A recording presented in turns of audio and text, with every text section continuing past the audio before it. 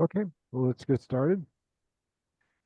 It is 1:59 p.m. My name is Chris Gans. I'm calling to order and would like a roll call, please.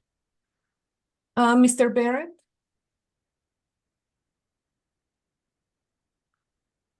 I thought. Present. Oh, you're here, okay. Mr. Burr? Present. Mr. Gans? Present. I'm sorry, I have the wrong design professional listed. We actually have Rick Gonzalez. He's the Understood. designated, yeah, apologies for that, Mr. Gonzalez. That's fine. Thank you. Ms. Shambach?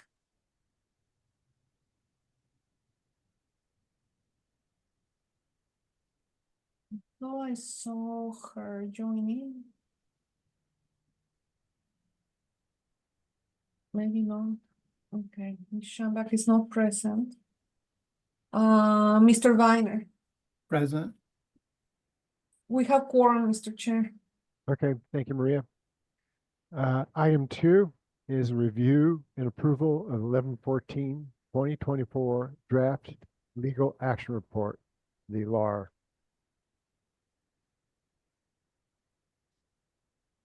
And just as a reminder, Mr. Gans, members of the DRC, this is when the Sugar Hill and Stone was reviewed. Yes. And is there a motion to approve? They looked okay to me. Motion to approve. John Burr. Thank you, John. And is there a second? I'll second. Okay. And who is this? Was Thank you, that, Mr. was that Mr. Barrett seconding the? Yes. Okay, Oh. thank you. Okay. All in favor? Aye. Aye. Aye. Any opposed? Okay, there were none. Thank you. Next item on the item 3 is call the audience. Individuals may speak for up to 3 minutes. And this is a study session we're working on. So does anybody like to speak to the committee?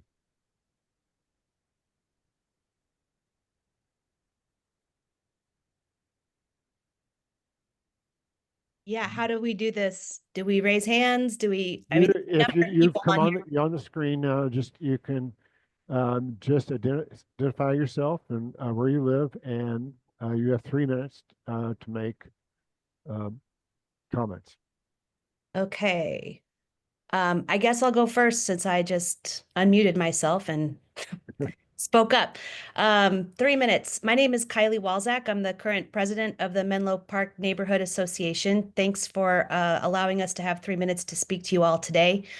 I want to just give the members of the IID review committee a little background on the timeline. I understand we're on a compressed timeline, possibly due to some funding that's federally tied. We were notified of this project in early April. Folks received notification for a neighborhood meeting then that had 2 different dates published, April 15th, and then a week later, April 22nd, I think it was. So because of that discrepancy, it was supposed to be held on whatever the later date was. They had to go back, recall all the notifications, and resend new notifications out to folks, pushing the neighborhood meeting back to just last Tuesday, April 29th. Here we are today, Monday. We've asked the architects for copies of their slide deck and a transcript from the meeting that we had on Tuesday. We haven't gotten that back yet. So I'm not sure what you all are going to be responding to. What we received in the neighborhood meeting is different from what looks like is in your packets. So I'll just go off of what we received on Tuesday of last week. On the north side of Congress, they propose 67 units and 4-story building. On the south side of Congress, they propose 77 units on a 3-story building. The south side acreage is 0.67. The north side acreage is half an acre, 0.5. I'm going to go with the belief here that saying fewer words is best. on the face of it, this proposal is just illogical in that the density, the height ratio here doesn't make any sense to us. Why have a 4-story building adjacent to R2 zone single family homes in a historic neighborhood when across the street you have a 5/6-story tall building in the Sentinel Plaza apartments that they're proposing right now to only put at 3 stories tall? I understand it probably has something to do with parking and being required to add more structured parking if they're going to add more stories to the south side proposal. But this is my appeal to you all to ask these questions, and especially to our Planning and Development Services Department's employees.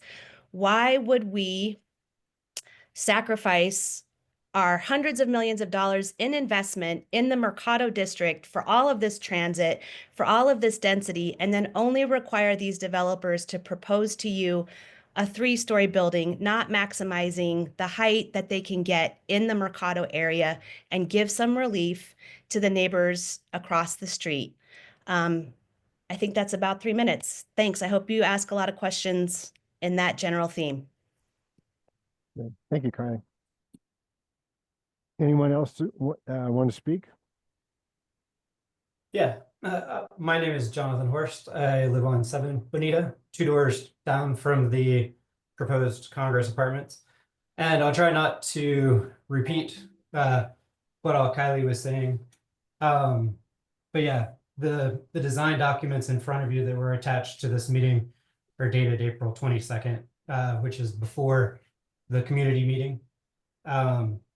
So it seems like what you're being presented with today is not the latest and greatest, or else what we were presented with was not officially.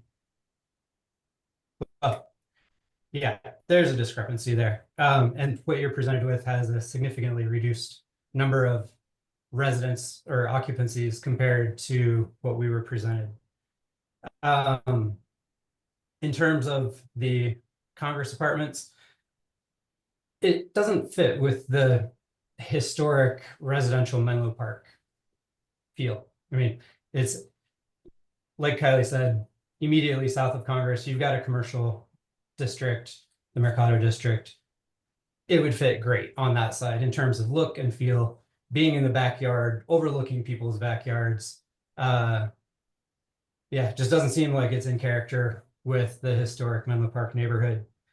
One of my biggest concerns is, as a biker myself, and someone who gets around primarily by bike or by foot, crossing Congress is a big barrier.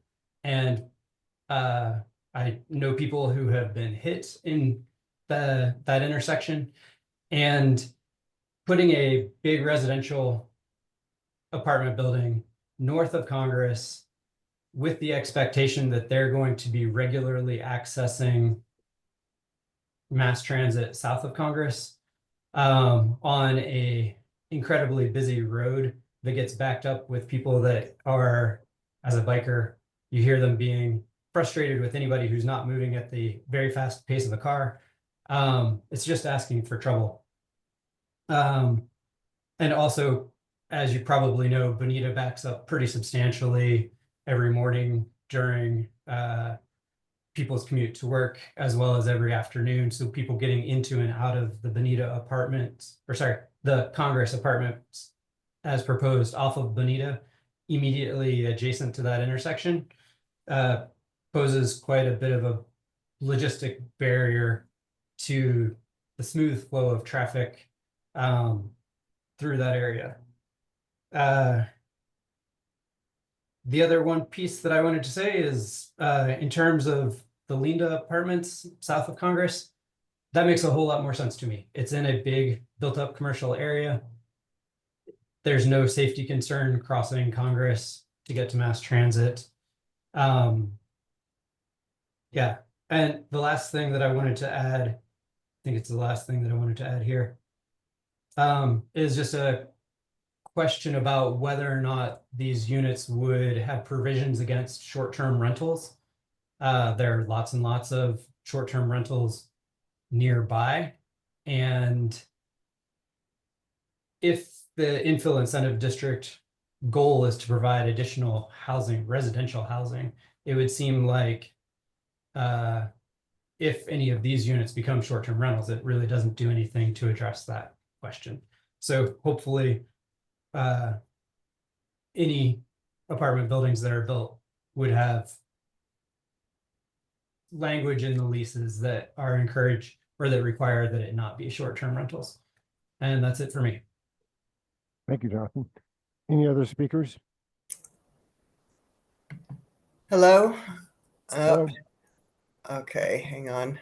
Hi, We have 3 Jennifer minutes. DeToy here Okay, hi, Jen. with Nick Eisner. We live on Alameda and Bonita, that cross section. So we're a block away from the development. Not opposed to adding density to our city. Understand the need that we have for space for our population.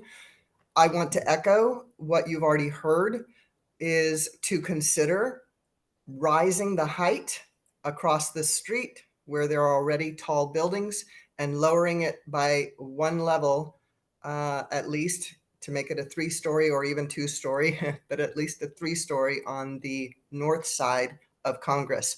Not only for the reason that it's butting up right on top of single family homes, 1-story homes, but the safety issue of crossing the street, because the individuals renting these apartments will not have automobiles as we understand it, and they will need to cross the street, and that intersection is pretty intense and unsafe.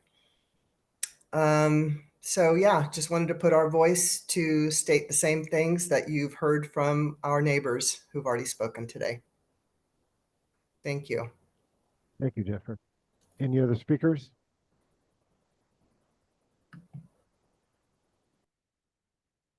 Okay, if not, we will go to item 4, which is TP-PRE-0425-00065-00069. Congress Apartments related activity DTD-DEV-0325-00069, 701 West Congress Street, parcel number 116-191-31A. C3 zoning, infill incentive district, IID, greater infill incentive subdistrict, GIIS, and the applicant's request. You're on. Present, please. Mr. Chair, members of the DRC, yes, we received preliminary applications for this project last year, and the applicant received some preliminary feedback from design professionals, both from Rick Gonzalez and Corky Poster. Corky Poster helped us with the historic preservation review Okay. side of things, because Rick Gonzalez was not available. He was out of the country, and we didn't have a historic preservation officer in place at that time. Desiree Aranda, she's here. She's our new historic preservation officer. And so I asked her to join us to help us, answer any historic preservation related questions. The preliminary reviews were for the project was a little bit different from what you're going to be presented today. So, this is an ever evolving project, as I understand it. So yes, this is the proposal for multifamily development on a site that was previously used for automotive repair. The applicant is proposing preliminarily a new 4-story building with a maximum height of 45 feet for a total of 49 dwelling units with some surface parking. Oh, by the way, if you stop hearing me, let me know, because I'm having issues with my camera. At that point, I will unplug my camera and then you can hear me again. So the meeting today is just a courtesy review the applicant has requested before they go ahead and submit formally their design package. And that's all I have. Thomas McGillen is here representing the project, and he's available to make a presentation and to help answer questions as well. Okay. Thomas, whenever you're ready, please do your presentation. Okay. Could we have a Hmm. summary of the design professionals review? That would be good before this. And any comments from the historic before we see the presentation?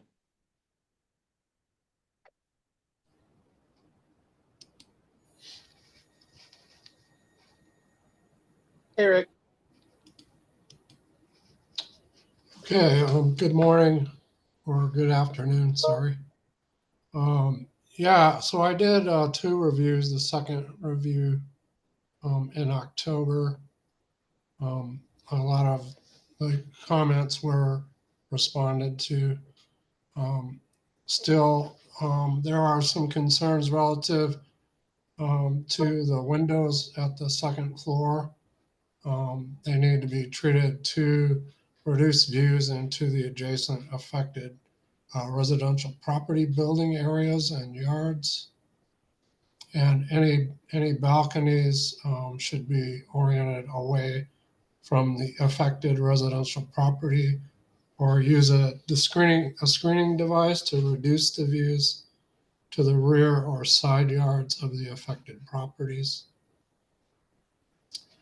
Also, consider showing a buffer adjacent to the residential property and how that might mitigate some of that in relation to the residential areas. In regards to parking and other area mitigation, the adjacent residential property is affected. Indicate on the plans how light and screening features might be applied to mitigate anything in regard to these residential properties. Also, if you haven't already, provide an IPP in regard to car parking with city approval required parking after IID allowed reduction of 25%.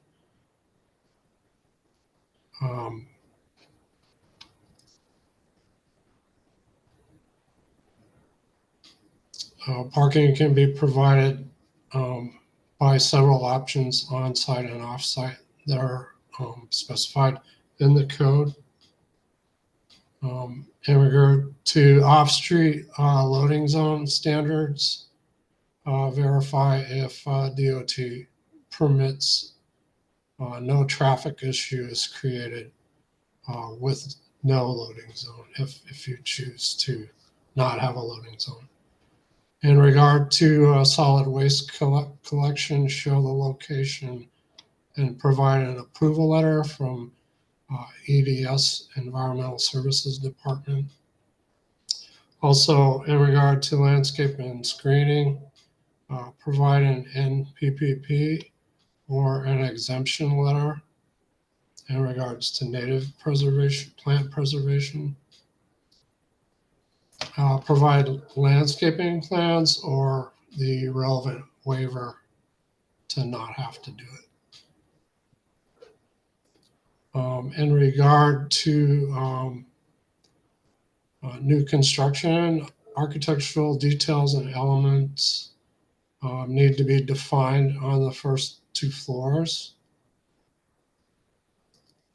and show how the south facade complies with the single plane facade no longer than 50 feet without architectural detail, and provide plans and elevations to indicate these compliances in your future reviews.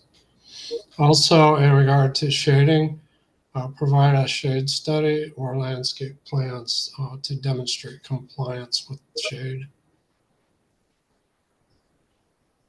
provide a reference to loading or landscape exceptions, the parking IPP that I talked about, and reduced Bonita perimeter yard on the concept plan. Show the site visibility triangles, traffic, and safety features are employed.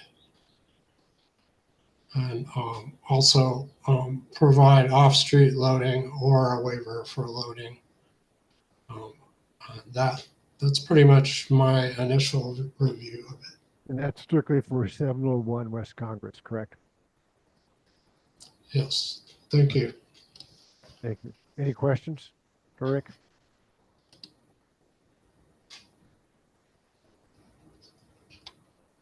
Then I guess we're going to go on to TP-0425-00664, Linda Apartments. Mr. Are we gonna move on? Yeah, Are I'm we going to sorry. get, I didn't know Mr. we had. Gans, there's nothing to- let's Okay. finish this project first before jumping Okay, to the Linda. okay. So we have slides for our presentation for this. And Mr. Chair, members of the DRC, I believe Mr. Burr was also asking for some preliminary feedback from the Historic Preservation Officer. Yeah. It's in a National Register district, but not a protected zone. And I guess they're contributing structures right around. So I just wondered if you had any comments. Thank you, Mr. Chair and members of the committee. My name is Desiree Aranda, Historic Preservation Officer. So I do know that we did have a preliminary design review by Corky Poster back in the fall of 2024. So that information was in the packets online. And there are comments there that you all can go through. If you have questions, I'm happy to answer. I would say my feedback, I do have a couple questions for the applicant. And then, feedback on kind of the height, I think is the main issue that I see. This is located on the edge of a district, National Register district. So I do see the potential for some height there. However, going from one-story neighbors, right, contributing buildings and a primarily one-story residential neighborhood to then, four, maybe five stories, is quite a jump. So I would, recommend lowering the heights as possible. One thing that Mr. Poster did highlight was, kind of pushing the height to the corner as much as possible, to that southeast corner. So I agree with that, to the extent that there can be kind of step backs in that height as it reaches the corner, smaller or less height next to the neighbors. But I would actually argue on either side, on both Congress and on the smaller street, forgetting the name. Linda. So those are, I would say, my biggest comments. And then I have a couple questions. Are there any federal funds involved in the project? And then if anyone knows if the project sponsor consulted with the State Historic Preservation Office, because this is a National Register district, so that could affect, the National Register district, and that's administered by the State Historic Preservation Office. So those are my two questions. Can I answer? Or Yes. okay.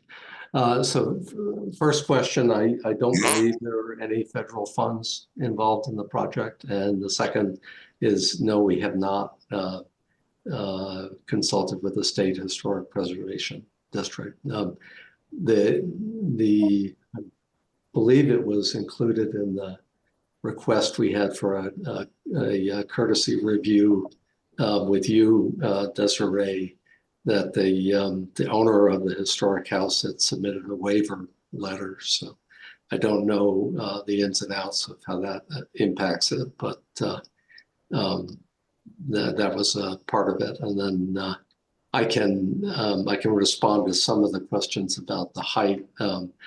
Could probably do it better when I just show you the neighborhood presentation. So Sounds good. Thank you. He's not Thanks. changing his mind at all. And Mr. Chair, members of the DRC, the Tucson Pima County Historical Commission's Plan Review Subcommittee, the PRS, is scheduled to do also a courtesy review on the project. I believe it's this coming Thursday Okay, at 1 p.m. great. Thank you. Any other questions for anyone on this particular project at 701 West Congress? Any comments? Tom, Is can there do a full presentation? Pardon? yes, I was Okay. going to do the presentation that we gave to the neighborhood, Okay, which is just from this past Tuesday. When you do that presentation, could you address the question regarding differences in the design presentation today and what we're looking at and what was, thank you. Yeah. So shall I go ahead with the presentation? yes. Okay, And please share your screen. yeah, I will. Okay. Well, let's see.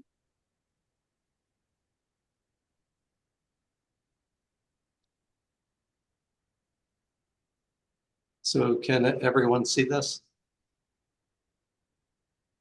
I can. Okay. Oh, yes. Okay. Yes. I wanted to just, I'd like to, if it's all right, just respond to two things that Kylie said, and then one related to the historic review that we did with Corky initially. With respect to the meeting that we had on last Tuesday, the presentation that we made on Tuesday represents the most current configuration of the building. I think if there's any discrepancy, and I'm not sure what you're referring to, but if there's any discrepancy between what's in this presentation and what was uploaded, and actually this presentation was also uploaded. We had a meeting with Ward 1 as a part of doing our kind of due diligence ahead of time. And during that meeting suggested that there is a need for more affordable workforce housing in the neighborhood. And it was suggested that we extend a portion of the building further north, and I can point that out to you as I go through it. The second thing that I would like to address is the transcript and the copy of the presentation. So I downloaded the recording and used a program to transcribe it. The transcription is 80 pages long. It includes everything anyone said at any point during the meeting. So you had to go through that and kind of condense it to the actual questions and responses that were asked. So that document is 17 pages long. I finished that over the weekend. That was ready today to go to Kylie as the neighborhood representative, along with the presentation that I'm about to give. So there shouldn't be any question. I'm happy to make the recording available as well, but you know, I feel like I need to respond to the idea that we haven't given the transcription. It just takes a while to get through it all. So The other thing I was just going to respond to, and actually I can respond to it and get to it in the presentation, but when we initially met with Corky, the project on, or when we initially had his review the project on Congress, was 5 stories, stepping down to 4 stories, down to 3 stories. So that's what his initial review was on. That we provided, and I think it's included in the documents that were uploaded, but it is definitely in the courtesy review with Desiree. We responded to his comments to point out that we'd actually lowered the height of the building to 4 stories, stepping down to 3 stories, and then incorporated some of the other suggestions that he had about stepping the building further back as it approached the 1-story houses in here. So with that, I'll go through this quickly because I don't want it to take up too much of your meeting time. But these are the 2 sites. This one is the one at Congress and Bonita, right here. And this one is the one at Linda and Congress along here. They're both C3 zoning.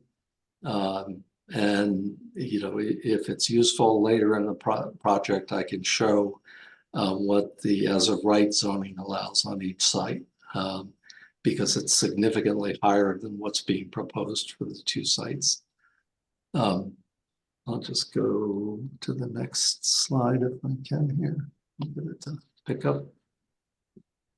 So these are the 2 projects, the 4 to 3 project on the left side, and then the 3-story project over here next to the Sentinel project.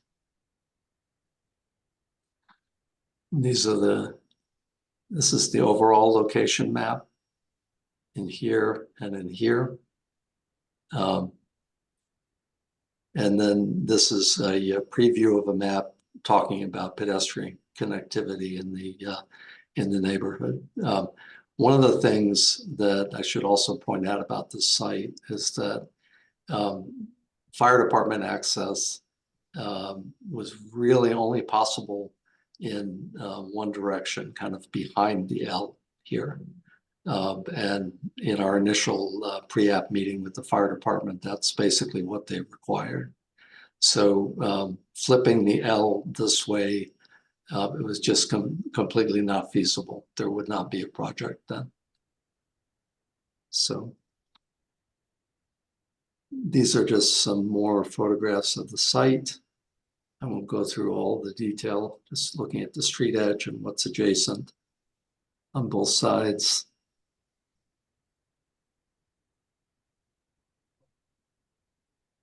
And similarly, looking down Linda in both directions, and Congress, and then looking up Bonita with Gethsemane Park on the right side. And this diagram just talks about pedestrian connectivity. There's an existing master plan for the district that basically has kind of 2 main axes, at least for this portion of it.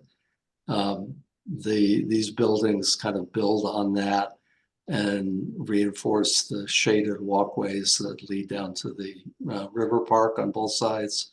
This is the crossing that everyone's been talking about that has a light that isn't sufficient right now. The city is apparently planning a hawk light for that crossing, but that's not a part of this project. It's a part of the transportation plan for the area. El Rio is up in this area. Blue indicates nearby retail that you can reach from the parcels. And the yellow are walking paths. The orange is transit. And these are projects that are designed to encourage use of transit, use of alternate modes of transportation, like bikes, walking, all that kind of thing. So these are street level views of each project. This is the Congress project. This is where it steps from 4 down to 3. In the review from Corky, talked about articulating a base, stepping the building back some as it approached this building, and then providing relief in the facade to kind of break it up as it does as you go along the length of the facade. I don't know the exact length of it, but I can get that if that's important to talk about. I'll talk a little bit later about materials and what some of the local buildings were that we were looking at and thinking about that building. And this is across the way on the Linda and Congress Street. And again, trying to pick up the sense of a base and then some of the kind of Spanish colonial revival architecture that's sort of typical of the Mercado district. This slide is talking about how these two parcels would sort of fit into the landscape infrastructure that's being developed as a part of the Bautista project, as well as the existing bike path and providing, shaded shade along all of the walking paths to, make it a more pleasant place to walk downtown. If there are questions about the landscape palette, I think Mark is on. I don't, the main thing I would say about this is that all of the choices are low water use plants that, are designed to kind of fit the environment here. And then this is another diagram that just analyzes the walking pathways at July 21st at 2 p.m. and just showing that at least 50% of the walking pathways are in shade on that particular day. And then just in the initial review with Corky, he talked about trying to get a sense of the Craftsman bungalow building that was just to the west of the Congress project. You obviously can't take a bungalow and make a 4-story bungalow. So what we did was to go then and look at some other buildings that are from roughly the same time period that are kind of unique to Tucson, and try to pick up some of the details and materials from those buildings. The overhanging eaves with the exposed framing, tiled roofs, this type of overhanging eave with the kind of panelized facade to it, and the articulation of a base, middle, and top to it. And then, the use of awnings to provide shade along the street and help re-emphasize the base of the building.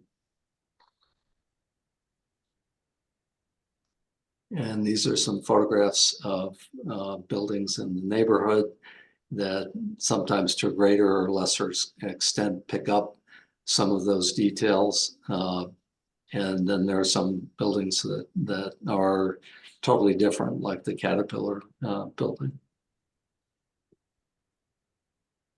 So these are the most current elevations of the Congress Street project. I don't believe there's any discrepancy between this and what was uploaded.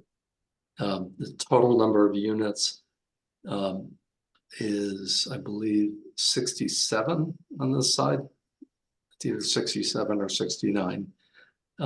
They are, relatively small units, but the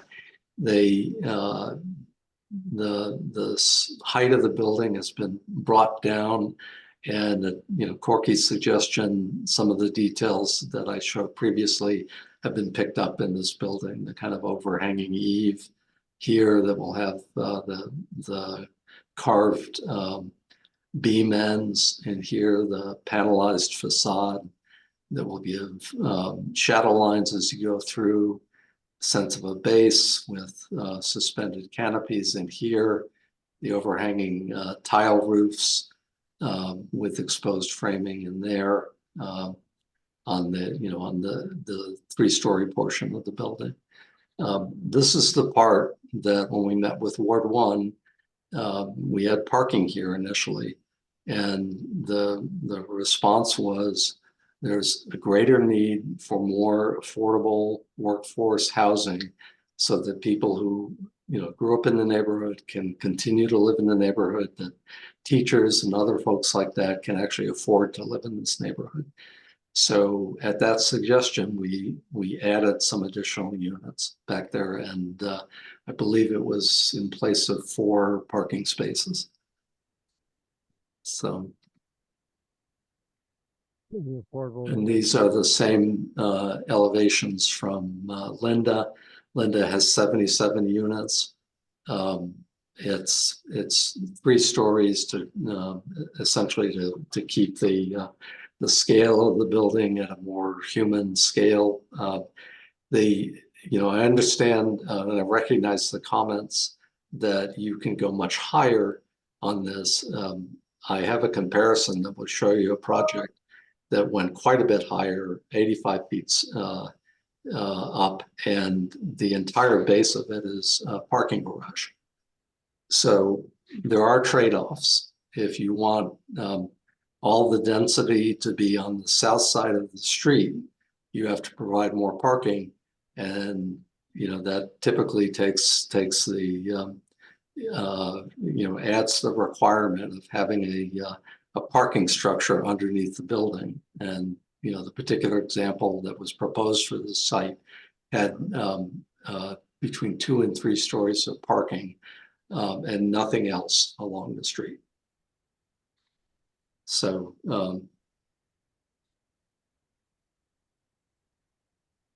and again, these are just some examples of materials that and the way in which we would break up the length of this facade. I don't believe it's 100 feet. It's significantly less than that, but just by using changes in the finish from the base to the upper portion, by using suspended canopies, by using this type of overhanging roof, and by using elements like this to provide small balconies. And actually, just to go back to the comment about the balconies, the only balconies that are on either of these 2 projects are on the Linda side. There are no balconies on the Congress building. So, and then this is the IPP that was presented. Again, we're treated kind of for the purposes of the meeting, we went through and talked about both projects together. I won't go through all of this, but the engineer went through, calculated the number of spaces. On the Congress side, took the 25% allowable reduction. On the Linda side, there's not an allowable reduction. Ended up coming up with the total number of required spaces for each of them. And then, and this is at the suggestion of Park Tucson, went and analyzed every one of the IPPs that affect this area. And I won't go through all of the numbers, which will be in the presentation and are in the presentation that was uploaded for the meeting. But the summary is that there are more parking spaces available than are required by these individual parking plans without going into the neighborhood, anywhere. It's all within this area and on the streets. So, and this was just showing some of the available mass transit options in the area, and bike corrals and things like that. We included some of the questions that we had gotten from the neighborhood at the end of the presentation. As I said, we answered quite a few or provided responses to quite a few of the questions during the neighborhood meeting. So, and that will be in the transcript that'll be provided shortly. And then I've, just in case there are questions, I took these site plans for both projects from the current set of drawings. So, you know, if there are any questions about the particular configuration of either one, or the number of parking spaces or anything like that, I'm happy to answer them from these drawings. And I think that's it. Thomas, any questions for Thomas? Comments? Tom, you mentioned, this is Robin. Hi. Hi. You mentioned that there is the ability to develop these within the current zoning. Could you just summarize why you know, what you're going through the IID process then, and what sort of what the development is getting out of that, and what you see as the advantages of that? Do you know, is So that question clear? Yeah, so the advantage, I believe, is that, you know, primarily from a parking standpoint, you know, we're going to submit individual parking plans for both projects. You know, from a height standpoint, there is no advantage because, you know, on both sites, you could go as of right up to 70 feet. And I believe you can go higher within the IID. I mean, the project that was proposed for this site previously was 85 feet tall. You know, I think the other, I guess the other advantage, and I'm doing this from memory, I think that the density might be greater on the two sites than would be allowed under current zoning, but I'm not certain about that. I'd have to go back and do it. We didn't go through and analyze these under current zoning. We just assumed that because of the parking requirements, we would need to go through an IID process. Mr. Chairman, I apologize. I might have jumped in before you were ready to go to questions from the committees. I may have misspoke. Not at all. I have a couple more. Okay. Who wants to May go I next? may I continue? Yeah, please. Yeah, thank you. So Tom, you're presenting them as a single project, but are they in fact being developed as two different financial entities? Like there's one project and the other project, they're not really tied together. Yes, they're submitted as two separate projects. And I guess my question was related to some of the concerns we heard about the height on the Congress Street side, and your response on the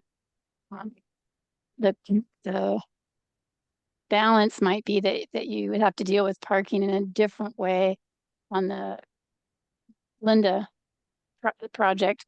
But I guess I was just wondering if there was a way to address that and balance that without sort of an all or nothing perspective. In other words, the IID does allow for almost zero parking. And so is there a way to balance the height on the Linda property without requiring structured parking? On the Linda property. Correct. So in other words, you have a total number of units. Yeah. Is there a way to balance the total number of units by doing more on the Linda property and less on the Congress Street property? Perhaps tie the IIPs, the individual parking plans, IPPs, together with the available parking on both lots.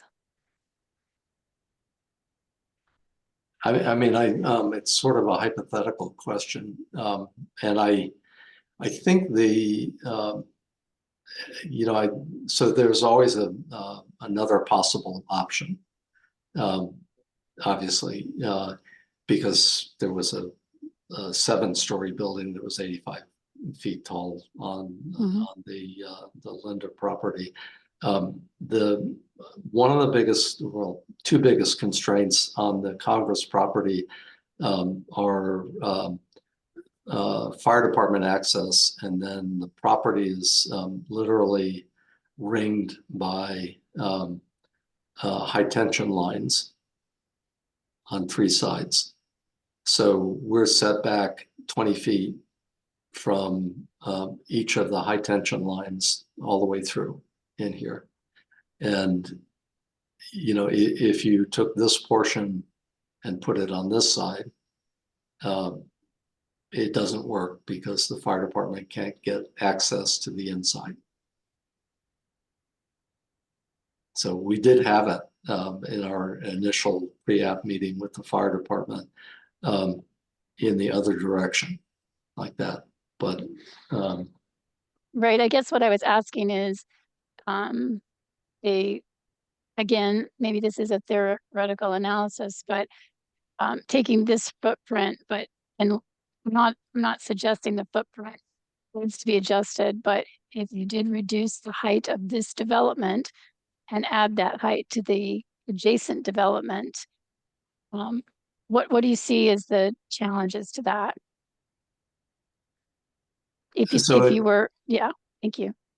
It's I guess I would have to say it's not impossible. The most difficult part, I think, is just the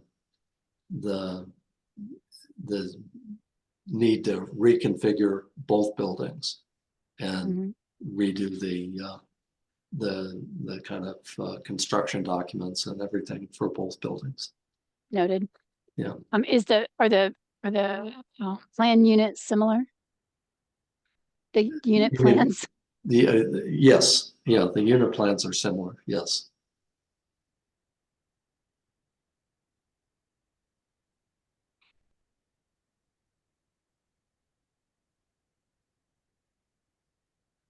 Yeah, and I guess I understand what you're saying, and it's a challenge of us, when we see these in the process and where you are in the process feels a little bit out of whack. We're seeing them when really in reality, it sounds like they're much farther along from the drawings that are presented here. If you're already in, construction documents, which is, I think, what I understood you just to say. So that's a little unfortunate in terms of the timing of when we get a chance to review them. I think that's all for now, Mr. Chairman. Thank you. Other questions? This is Bill. I have a couple. Can you I'm a little confused on what's the density for each building. Could you just tell us what that is? And also, when you said the units are small, can you be more detailed about the size of the units? So the size of the units, there's a range, but the probably the most typical unit is around 400 square feet. And is that a 1-bedroom or a studio? Both. There are studios that are a little bit shy of 400, and then there are 1-bedrooms that are kind of a little bit over 400. And these are, they're units that the client has used, I believe, on 20 previous projects, primarily in Utah, but they've also got projects in downtown Phoenix and in Mesa. right now. And You know, how many units in each building? I believe the total is Well, 70. Can you break them down for us? Yes, I can write them down. I mean, if that's, No, not write them down. Just break down the Congress from the Linda Avenue apartments. yeah. So Congress is 69 and Linda is 77. So in our material, it said 49. Is that correct? Yeah, I mean, I think that's and I'm not sure where that description came from, but it may have been that this meeting, we requested it prior to meeting with the Ward 1 office when the suggestion was made to remove the 4 parking spaces and add to the number of units on that site.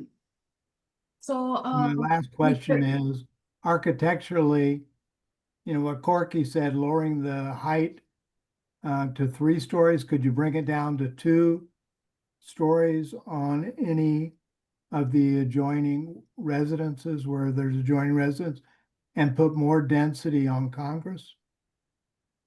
You mean on Linda? Yes. Yeah. Yeah, I mean, I think I would give the same answer that I could, you know, that I gave to Robin, which is I believe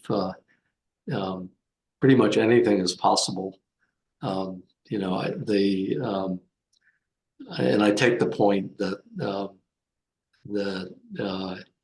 it would have been great if we could have gotten this scheduled earlier, but we asked for it as soon as we were ready with elevations that you could look at. If this project is, you know, necessarily moving very quickly, you know, it's an opportunity zone project, and there's financing financing deadlines that we have to meet. So, What does that mean, an opportunity zone project?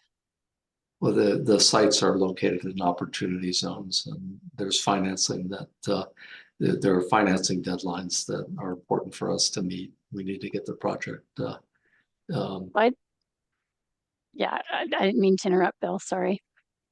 Oh, no, that's okay, Robin. and Mr. Chair, Mr. Viner, members of the DRC, the information that you see in the agenda on the number of units, those were taken from the development package materials that were part of the pre-submittal meeting that you're reviewing today. Yep, they're correct. Noted. Correct. Yeah. Smaller. And the pre-submittal meeting preceded the meeting with the Ward 1 office. So that's where the discrepancy came from. Yeah, my last comment on the Linda building is that I know you have a shade structure at the top, and you know, I like the differential of color and the small awning over the middle part. It seems like that large mass of windows, even though you have the panelized, you'll get some shading, could use some other architectural detail, whether it's awnings or something to break up that big mass of windows. Yeah. I appreciate the suggestions. We'll definitely take a look. So on these 146 units between these two, how many of the apartments or units will be affordable housing? So none of them are technically designated as affordable housing. I have to be careful about how I talk about the different terms, but the way my understanding is the client builds these type of units in order to try to be at the affordable end of the market. You know, I'm familiar with them just because I have 2 kids who live in one in New York and one overseas who live in similar apartments and it's the only thing they can afford. But it allows them to live in areas that they normally wouldn't be able to afford. It would be useful, for me at least, to know what kind of range we're talking about in your next presentation in terms of costs. Yeah, I can request that. Yeah, I mean, I don't know that they've established a set cost for these two projects, but I can certainly request information about prior projects. Just to add to that, it would be interesting to know if there's any sort of certainty to that stability in the marketplace, either through their, how they're planning to maintain that, or through criteria established by being in an opportunity zone. Since seems like that was a big part of the Ward 1 meeting, was to provide affordable housing. Just what that means over time is a critical part of the equation. I agree. Yeah, I think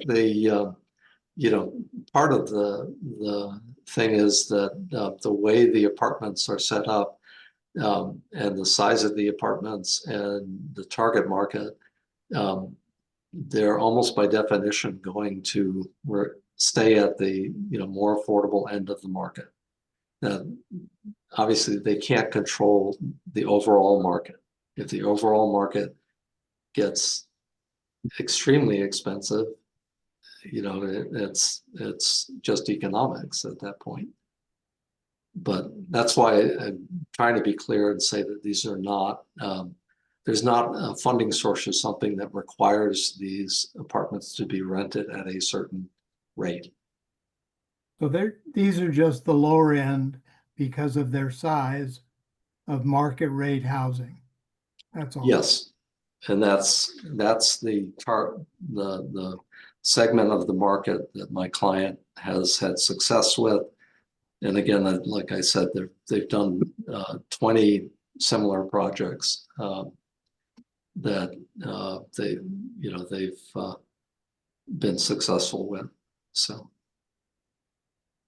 Hey, Tom, this is Eric. I just had a quick question on the Linda site. How come that's not only 3 stories and you didn't go higher? Same reason, just parking scenarios and adjustment? Or could you just kind of speak to that and how you're trying to relate to the context of the developments to the north and surrounding facilities that have higher structures and so forth? Yeah, so I can talk a little bit to that. So let me go back to this one. So initially, way back years ago when we did this project, part of the idea was to keep more of the height and the density generally towards the city, and then step it down as it got further along into this neighborhood. And so just architecturally speaking, that seemed to make sense to us to kind of continue that. As I pointed out, if you had enough parking, you could go up 85 feet tall, which is taller than this building, but you're going to end up with 2 to 3 stories of parking on the ground level. And so your streetscape is going to be parking. So, I think that's a kind of basic assumption. And you could do the same thing on the Congress side in as of right zoning. You could go up to 70 feet. If you're doing it as a part of as of right zoning, you would need to provide parking at the base of it. Okay. So, that's a part of it. Another part of it is just, Parking's based on number of units, is it not? Yes. Isn't it a Yeah. calculation on number of units? Yeah. So I think what we've all been trying to get at is if you could provide the same number of units, provide more units where the scale is already larger, higher, and do the public, the parking plan to balance the same number of parking spaces across the 2 developments. There Yeah. might be a way to to look at it a little more integrated with some of the neighborhood concerns. I think that's what we're all trying to get at. Is that it's not an all or nothing. Not all of the units have to be on the Linda Street project and have the whole thing. But it seems that there could be a balance there that just is worth exploring. Yeah, And I don't think anybody's suggesting you go to 85 feet. I think most of the conversation is go from 3 to 4 hmm on the south side and see if you could lower the height against the residential on the north side.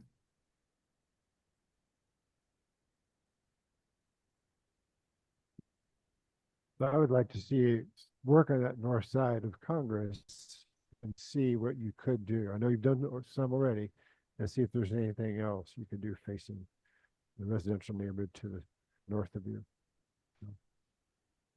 sorry, I missed some of that. Well, I'd like to see what you could do on the Congress project, the north side of Congress, to actually reduce the impact to the adjoining neighbors just to the north and east and west of you, and see what you can work out. I know you dropped it down to 3 stories on the west end of that, and is there a way to maybe drop a little bit of that too, so there's more space between that project and the adjoining single family units? Yeah. So, Yeah, we actually dropped from 5 to 4 and from 4 to 3. So the initial proposal was at 5 when Corky looked at it first. right. But I appreciate your point. The one thing I will point out on the let me see what the best slide is to look at this with. I don't know if there is a good one, but the bulk of the building is up near Congress Street. So the actual R2 zone is north of here. This is still C3 in here. The face of the building is more than well, definitely more than the height back from the property line here.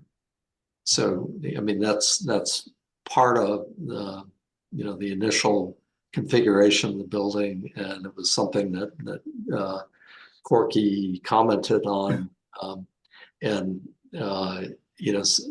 when he said keep the he actually said keep more of the mass towards Congress and more towards the corner. It's a tight enough site that in order to make the fire department access work, that pretty much left only one other portion of it to be able to be developed.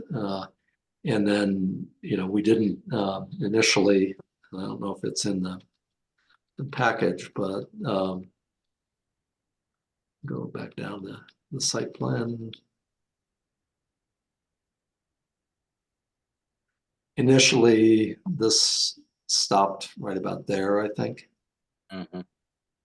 And then there were 4 parking spaces here, and we met with Ward 1, and they said that they didn't see the point of having 4 additional parking spaces when you could have a decent number. I think it was 18 additional affordable apartments, and that they were most concerned about having more affordable housing in the neighborhood.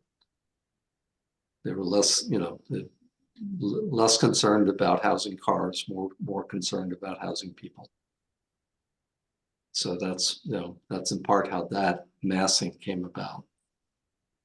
That I'd be very interested in hearing how they are interpreting or defining affordable.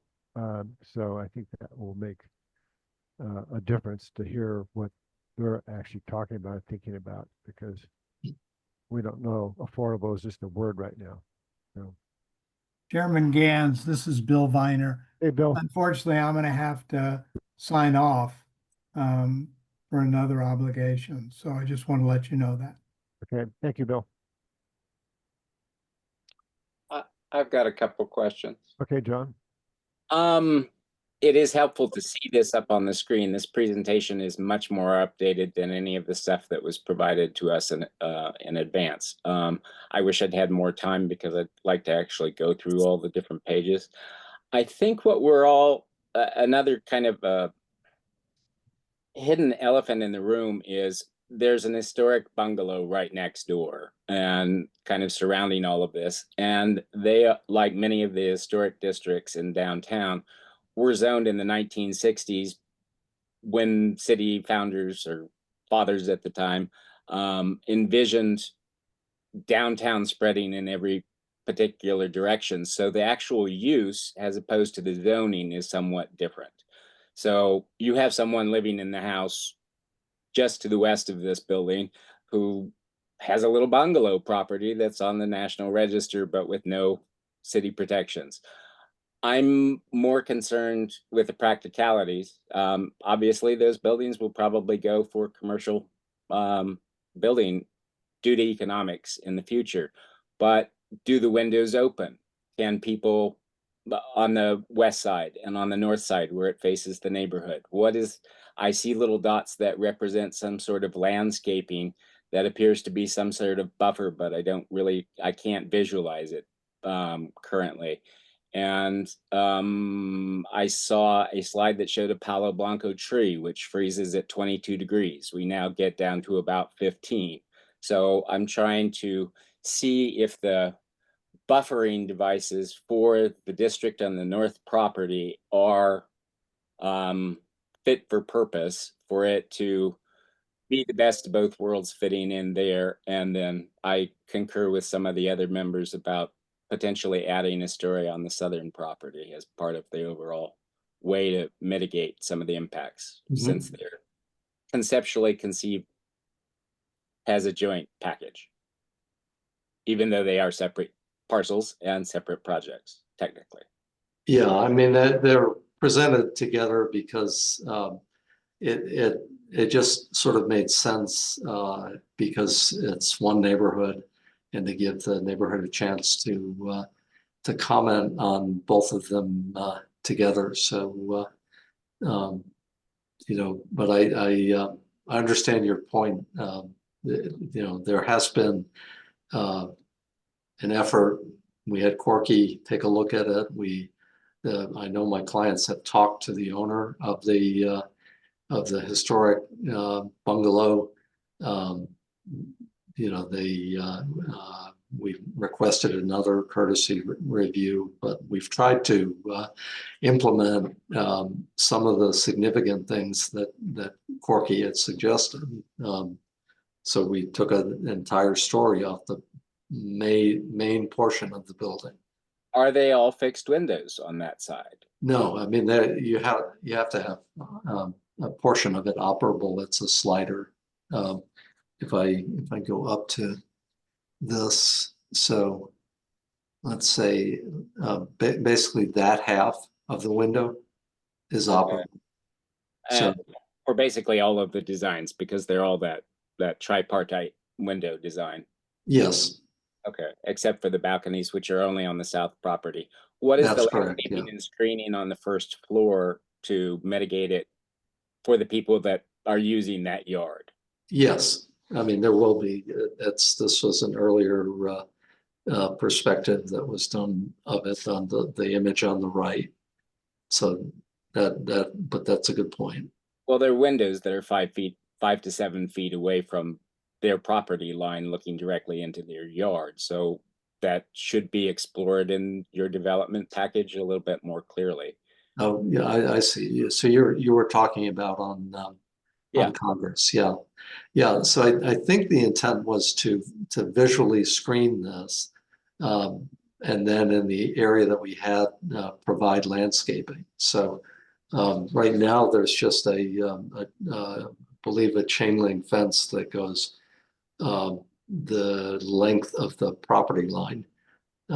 So the intent was to make it so that you could not look directly into their backyard. Yeah, it'd just be nice if that were clarified on the actual design package. Yeah, I I agree. appreciate the street trees and the shade that you're providing along the Yeah. street surfaces, but perhaps in the and we appreciate drought tolerant plants, but some evergreen and instead of deciduous might be helpful. So just Okay. looking forward to tweaks to these because it's sounding like we're going to be seeing these for the formal package within the next 30 days. Yes, I mean the subject to whether one of the alternate ideas that's been suggested is something that my clients feel is feasible for them. And they're here listening to the comments right now. So We don't have any of the specifics of the IPP, but I assume there's staffing in both buildings. Are you planning on having negotiated agreements with the parking structures to make sure at least staff are provided off-site parking in the structures and the availability for residents who may actually have cars since it's in the market rate rather than the affordable rate? Because you may have a higher number of people with cars at that area, and also just provide background of that the fire department doesn't think there's a problem, and it would be with the entrance onto Bonita, and any updates from the city or the transportation department of when the Hawk might actually be constructed in relation to the construction of the structure would be information I'd be looking for in at the okay. presentation. Yeah, I mean, some of those I could answer right now, but some of them I would have to include in the previous, or I'm sorry, in the next go around with this. But there are staff in both buildings. There is going to be parking provided for staff, whether it's within the parking lot or at some other offsite location. That's to be determined. And then again, I went through the IPP, I know, very quickly, but it's similar to all the other IPPs that have been done for this area. And as a part of the IID process, a portion of the parking is provided on site. And then there's street parking and there's other parking areas that are available that are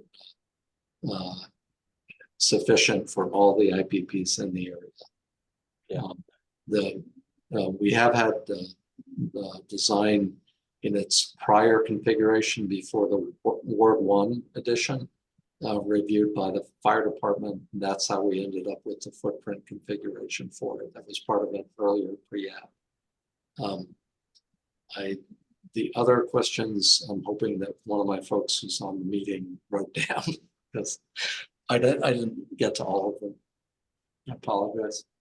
All right, Maria, can you add this presentation since it was provided to the neighborhood as part of the records on the IID DRC committee page, because we're seeing it now and that's what's discussed in the meeting as opposed to just the much earlier documents that are posted so that the public, if they wish to comment, Yeah. have more current information. The Yeah. site plans are very different. Mr. Gans, Mr. Board members of the DRC. Yeah, I already sent an email to Thomas requesting a copy of this presentation. He just showed the DRC. And I will be posting that in the IID DRC's webpage, and I will let you know when I do that. Right. So just, and this might be me not understanding the process. I did upload it to the TRE number page. Oh, this presentation you did, Thomas? Yeah, for both. Oh, okay. Yeah. I'll look for it. Yeah. That doesn't mean we get to see it. Yeah. Okay. Okay, I apologize. That's it is there. Some of the things you have done between what we saw and what is presented today are better. So looking forward to tweaking revisions that may accommodate everybody's desire for this project moving forward. Well, I appreciate the comments. I know that it takes everyone's time. You know, hopefully, you can appreciate that my clients have a certain kind of economic set of requirements that they also have to kind of respond to. So I'll take all the suggestions, are great suggestions. I'll take it back and review it with them and see what can be accommodated. And then we'll have it with us on the next time. I think some of the things that Rick highlighted in terms of the basics of the checklist are just help make it easier for us to review and just get through those required items of the trash, the shade study. So Tom, I think you've done all that part before, but if we can see that prior to the meeting and make sure we've checked that box, and we can focus our formal review on only those items that are need some additional discussion and clarification. Yeah, and I don't know, I guess there's some question about whether or not you had the most current site plan on it, but the trash, for example, is shown on both of them. I don't know what Rick's letter was responding to. Yeah, it was actually, it would be dated now because both reviews on both properties I did back in October of last year. So obviously I'm seeing a lot more information now, what was entailed on the reviews I did. I had gathered that, but my point was, it's just, that checklist and going through it one more time and making sure we've got all of that in a legible fashion. Yeah, But, I agree. I think those takeaways of understanding the scale, the sensitivity of the scale, breaking up of the mass, some of the examples that you showed probably have a little more articulation than your current design. So I just think looking at those and helping us, the whole point of us being able to review it is to give feedback to support the mission of the IID is, although I acknowledge the challenges of your schedule, it's our responsibility to give you feedback that's commensurate with what, the charge of our committee is, not necessarily to I want to be cognizant of your schedule, but I also want to be responsible to our community, which, this is only my personal commitment to being a part of this as a volunteer, is that it has to have a meaningful impact. That's the trade-off of the IID. You get the benefits, but the trade-off is that there is a design component that needs to be acknowledged, and that you as with, I know I'm speaking to the choir, Tom, but that's part of what our job is. Yeah, no, I would second everything that you say, and but I know as an architect you recognize that every project has limitations sometimes, and it would be great if you could use every great idea you've had on every project. One other thing I'd like to request you do is consult with SHPO. I don't know if you can do that in time before the plans review subcommittee do a courtesy review, but to just for the neighborhood's peace of mind, that there would be no impacts to the adjoining contributing structure on the National Register property or the district itself with the mitigations you've made for this property. I think that would help settle things. Okay, I can do that.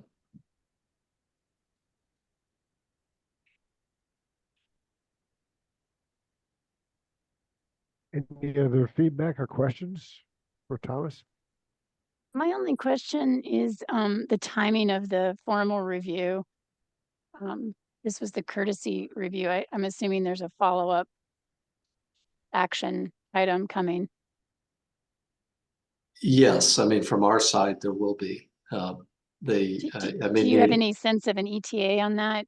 And that may be you and Maria need to address, but just so that we have that a little bit on our radar in terms of calling the next meeting. Yeah, Yeah. So partly, you've made some suggestions that I need to go back and discuss with the client and see whether or not they're feasible. So that, that would impact the schedule. So, I think I can't say for certain, but after I talk to them, I could probably get back to Maria and ask her to communicate an ETA like you asked for. Are you guessing offhand early June? Just in your mind's eye. Yes, as long as my client is not listening. Fair enough. Go ahead, Tom. Fair enough. Yeah. Yeah. No, it's, obviously, everything needs to be done as quickly as possible. And we're trying to do multiple things on a parallel schedule. But I think first step is to talk to them about some of the suggestions that have been made. And Mr. Gans, Ms. Schambach, Mr. Burr, once the applicant files a design package, then it has to be reviewed first by the design professional. Right. And depending on the design professional's first review, we may be requesting Thomas to make adjustments to the design package, addressing any concerns by the design professional. And then they will need to resubmit, maybe have another second review by the design professional. And then go to the PRS for review, at least for the Congress apartments. They will need PRS review for that project. And the idea is to take, a clean recommendation by the design professional to the PRS. Then the PRS has to review. And then again, we are trying to get a positive recommendation from the PRS as well before moving forward to the IID DRC. The PRS can hold up to 2 meetings or more if requested only by the applicant, same with the IID DRC. So I'm guessing you will maybe, depending on how quickly, right, the design package is submitted and is accepted for review. I'm guessing maybe perhaps the IID DRC may be seeing this project towards the end of June, maybe beginning of July. But that's just a wild guess at this point. So the only thing that I just need to clarify is that what we're asking for from the PRS is a courtesy review. For this week, yes. But once you file your design package, Thomas, then you will need to go formally through the design professional, the PRS, and the IID DRC for the Congress apartments. But for Linda, it's just the design professional and the IID DRC. And is that true if the owner of the property submitted a waiver? What do you mean submitting a waiver? For the PRS review, in the initial review from Corky, he quoted a section of the zoning that said if the owner chooses to submit a waiver of that. Yeah, you can include that as part of the design package, but you still need to go through PRS per code. Okay. I have one quick follow-up. When you present these or do the formal presentation, are you going to do them individually for individual review and approvals and acceptance in case one is possibly not accepted or not recommended for approval? Yes, I mean, we can do that. That's the short answer. I just thought that it was the easiest, shortest way to kind of get a look at these two projects to present the neighborhood. I agree. Context wise, I totally agree. I know that if you're jumping through the hoops of the different review agencies and committees and so forth. Yeah, I agree. And, That's a good Mr. Gans, suggestion. Yeah, Thank you. Mr. Gans, Mr. Barrett, members of the DRC, the applicant is required to provide 2 development packages and 2 design packages, 1 for each project. they will be separate. They will be separate. Yes. They're They have to be, independent projects. they have different requirements and different site location standards. Exactly. Yeah. Mhm. Yeah, one's in Rio Nuevo, the other one's in the Greater Infill Incentive District.